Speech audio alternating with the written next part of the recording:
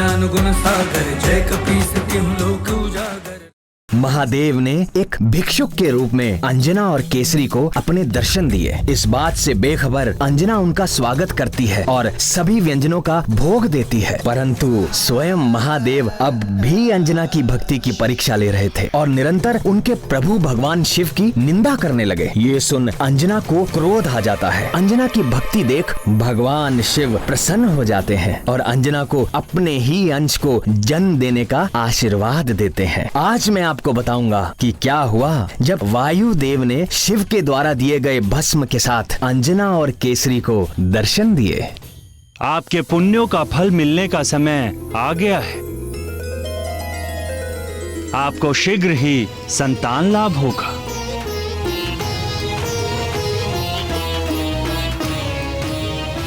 कल्याण हो।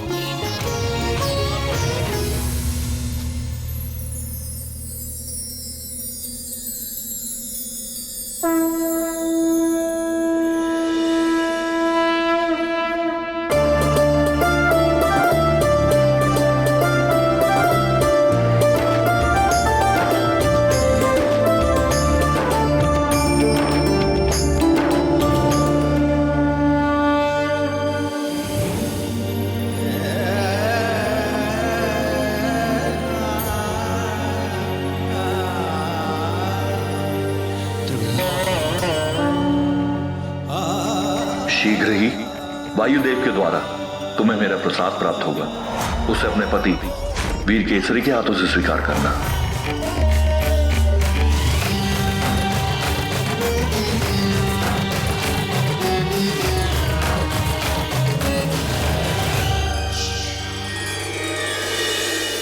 और कुछ समय पश्चात ही उनकी मनोकामना पूरी हुई। अंजना ने गर्भ धारण किया। जैसा कि आप सभी जानते हैं, गर्भकाल में मां के शरीर में अनेक परिवर्तन होते हैं और प्रकार प्रकार के कष्ट व कठिनाइयों का सामना करना पड़ता है। इसीलिए तो सास, ननद, जेठानी आदि परिवार की अन्य महिलाएं मिलकर गर्भवती स्त्री का विशेष ध्यान रखती है। किंतु अंजना का ध्यान रखने के लिए उनके पास कौन था स्वामी? अंजना परम भाग्यशाली थी, क्योंकि उसकी सहायता के लिए तो मेरी बहन, मां की मां जगदम्बा विंध्यवासिनी स्वयं ही तत्पर थी। पुत्री नंदी, देखो मैं एक आवश्यक कार्य से जा रही हूं। तुम यहीं अपने स्वामी की सेवा में रहना। यदि वे समाधि से बाहर आए तो उनकी आवश्यकता का सारा प्रबंध मैंने कर दिया है। आप निश्चिंत होकर जाइए माता।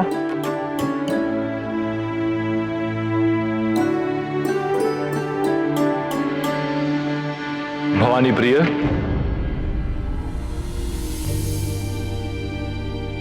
जी दीनानाथ। देखो मेरा कमंडल जल से रिक्त हो गया है। क्या इसे भरने का समय होगा तुम्हारे पास? अच्छा जाने दो, मैं नंदी से कह देता हूं। हाँ। नहीं नहीं, मेरे रहते नंदी से कहने की क्या आवश्यकता है? मैं अभी भरे देती हूँ।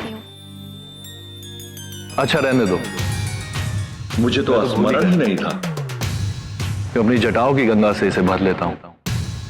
तुम जाओ भवानी। आप जानबूझकर मुझे सता रहे हैं ना भोलेनाथ? मुझे विलंब हो रहा है। अपनी पुत्री अंजना की इतनी चिंता? चिंता तो माँ का स्वभाव है भोलेनाथ, और अंजना की विशेष चिंता का तो विशेष कारण भी है। उसके गर्भ में आपका तेजस्वी अंश है। उसे संभालना अंजना जैसी तपस्विनी के लिए भी कठिन सिद्ध होने वाला है। मुझे उसे चेताना होगा और उसकी हर संभव सहायता और सुरक्षा करनी होगी। अब मैं जाऊं? अवश्य जाओ प्रीता, उसे तुम्हारे संरक्षण की आवश्यकता है। कल्याण हो।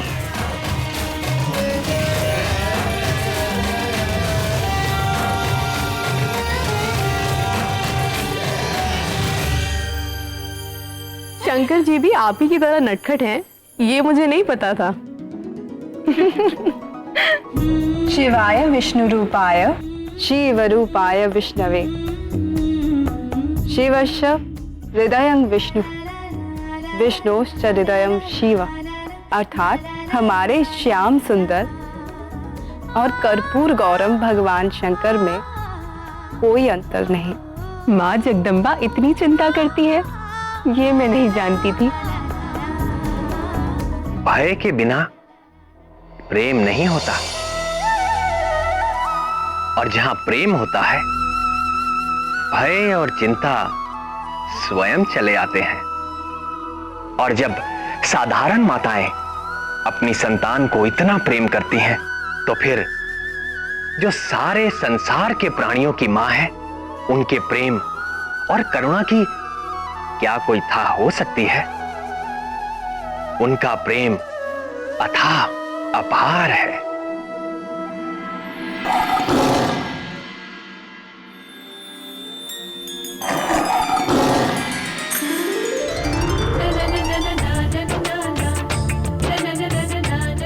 गौरी की ये गैया उत्तर देती सारे, पूछो जो भी प्रश्न मन में हो तुम्हारे।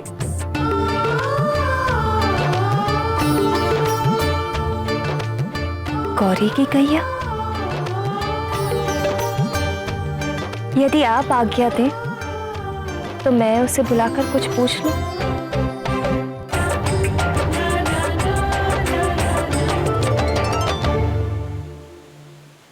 आपको महारानी बुला रही हैं।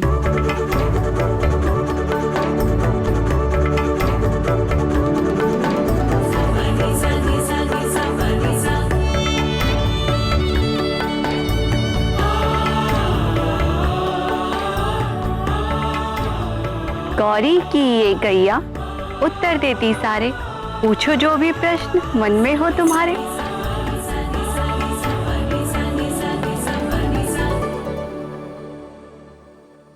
मेरी होने वाली संतान कैसी होगी?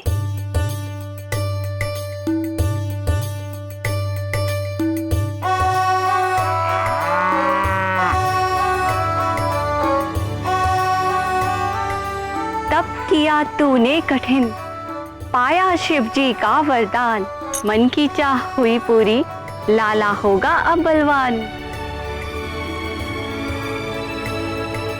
पूत होगा चंचल नटखट, ज्ञानी और बड़ा गुणवान। कहती गौरी की ये गैया, मैया रखे विशेष ध्यान। विशेष ध्यान? ऐसी क्या बात है? कहीं मेरे लाल को कुछ होगा तो नहीं? घबराती क्यों है बेटी? इसीलिए तो मैं आई हूं।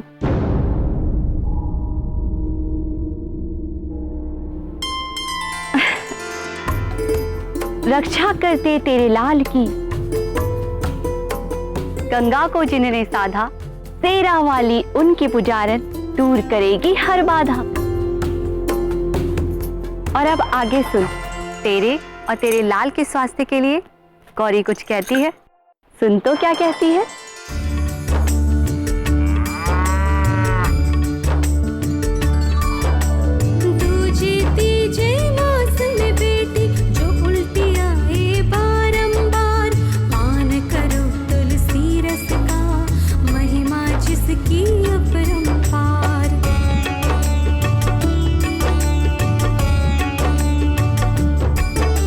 साग पात फल और फूल, सेवन इनका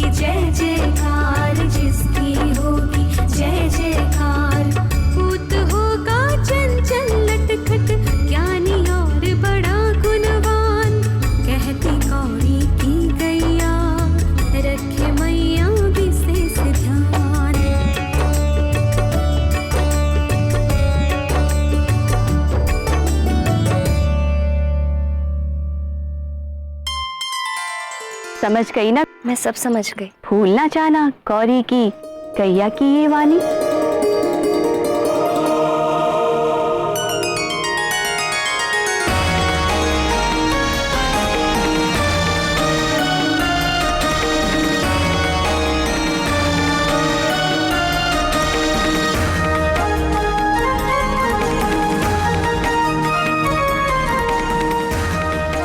रक्षा करते तेरे लाल की गंगा को जिन्होंने साधा, तेरा वाली उनकी पुजारन दूर करेगी हर बाधा।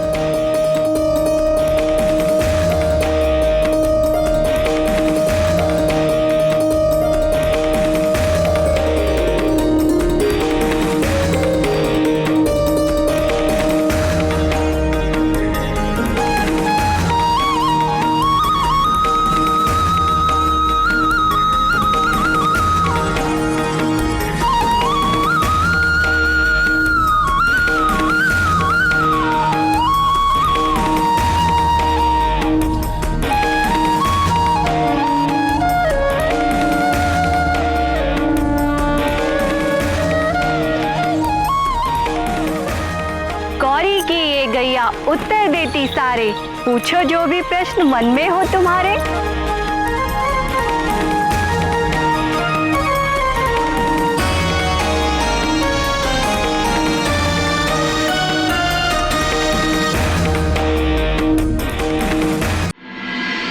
निश्चित ही माँ अम्बे के सभी निर्देशों का अंजना ने सर माथे पर रखकर पालन किया हो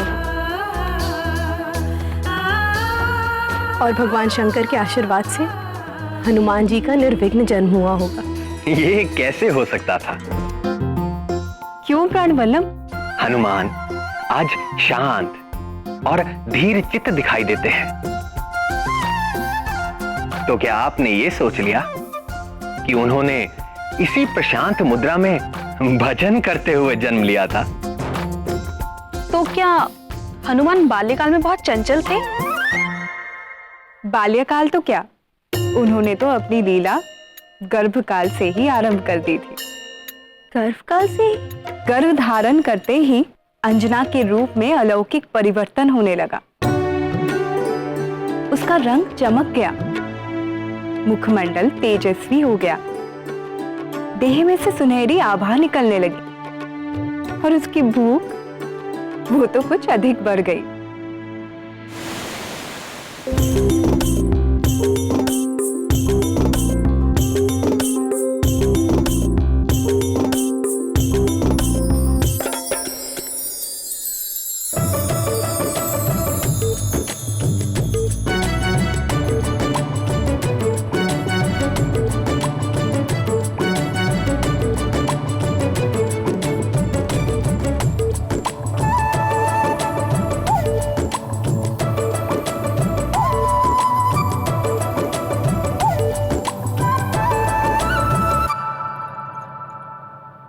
आम नाथ, अब हमारा आम खाने का मन कर रहा है। इतना सब खाने के बाद भी आपका पेट नहीं भरा?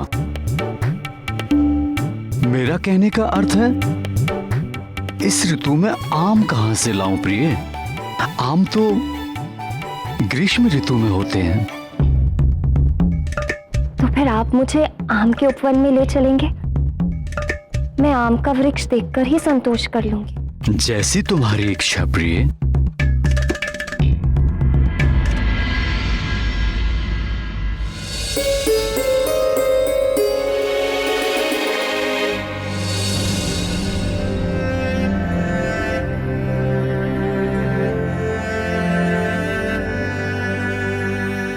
निराश मत हो अंजने, मैं किसी सेवक को पूर्व वन में भेजता हूं, संभवतः वहां कुछ मिल जाए।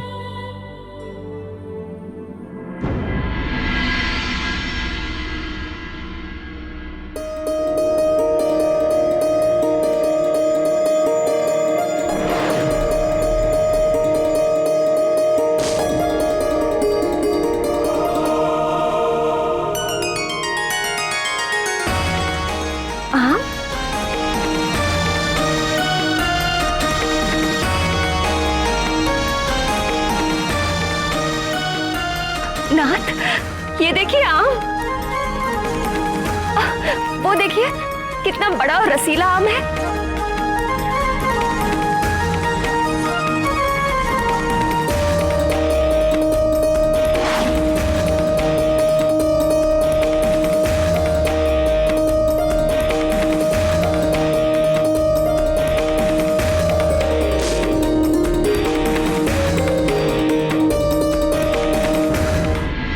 ये वाला नहीं, वो उधर देखिए ऊपर डाली पर, आपकी दाहिनी ओर।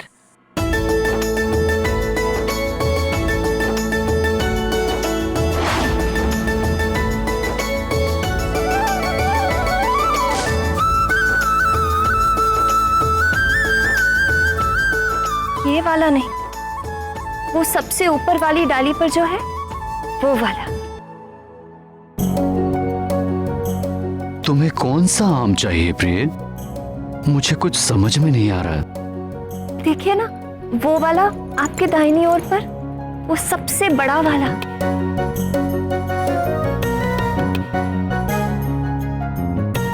मैं बताती हूँ।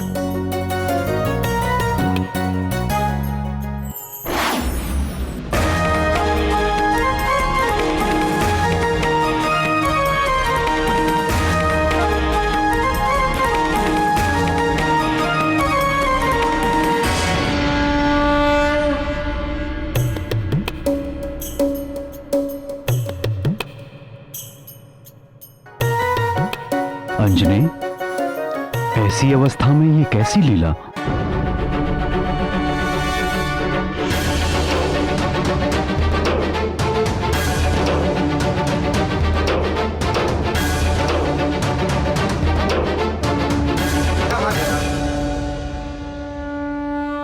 उसके भीतर एक असाधारण शक्ति का विकास होने लगा, जिसे देखकर स्वयं वीर केसरी भी हतप्रभ रह जाते। उस शक्ति का स्रोत कोई और नहीं, अंजना के गर्भ में पल रहे महातेजस्वी महाबली हनुमान ही थे। कल एक विचित्र अनुभव हुआ रात को। मुझे ऐसा लगा जैसे आपका पुत्र गर्भ में चल फिर रहा है। एक पल के लिए तो मैं घबरा गई थी। 5वें मास में हर गर्भवती माँ को ऐसा एहसास होता है प्रिय। हाँ, और इसका स्मरण होते ही मेरा मन प्रसन्नता से भर गया।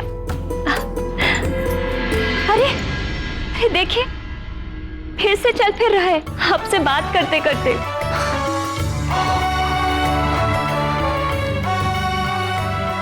देखो तो।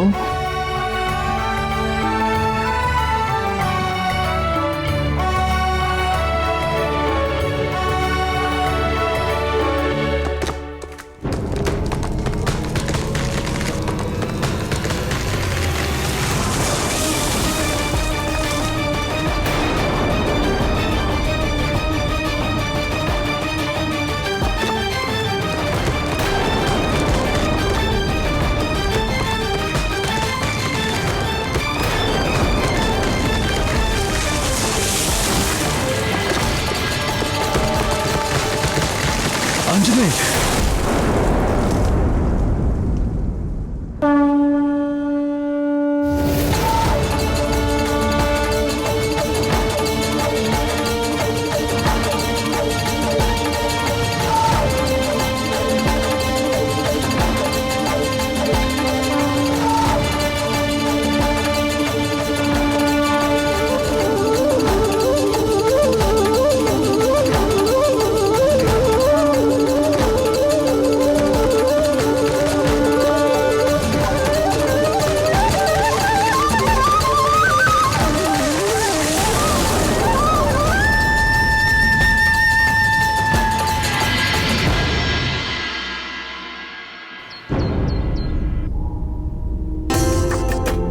तुम ठीक तो हो ना प्रिय?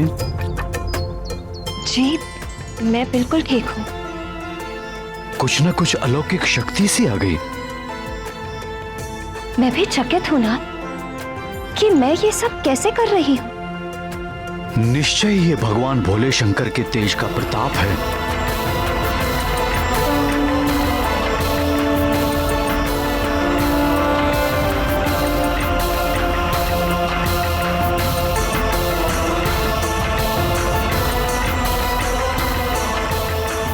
जय गौरीश्वर। जय गौरी शंकर।